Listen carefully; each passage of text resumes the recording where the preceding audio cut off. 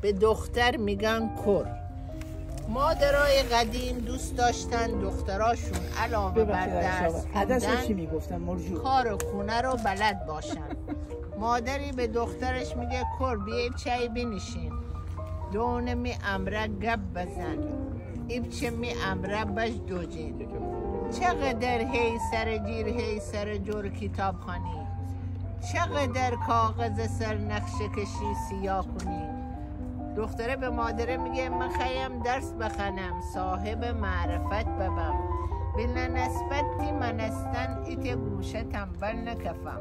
گه درس چیه، حساب چیه، هندسه و کتاب چیه؟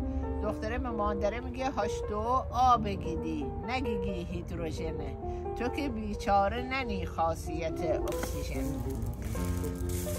گیلانیا به درخت گوجه سبز گیدی خلیدار.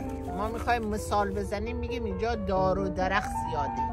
اصولا اون خلی رو اون گوجه سبز رو با این درار میخورن. یه مزه خولی درر گلپره، ترشتره غذای جانپروره، باقلا قطوق از همه چی بهتره، تو رنگ سیر قلیه نگو محشره، بهار فصل کولی و کانگره، باب اغوست شنگره. فسنجان و دوشاب با هم نهی، کوفته برنجی بی پیاز وده، زیتون پرورده انار ترش خیی، هر کسی بیلا بخوصه چهی، حتی بخوابه ها بسرش نندازه. از اشعار ادبیاتی گیلانه که تو شعرهای شیون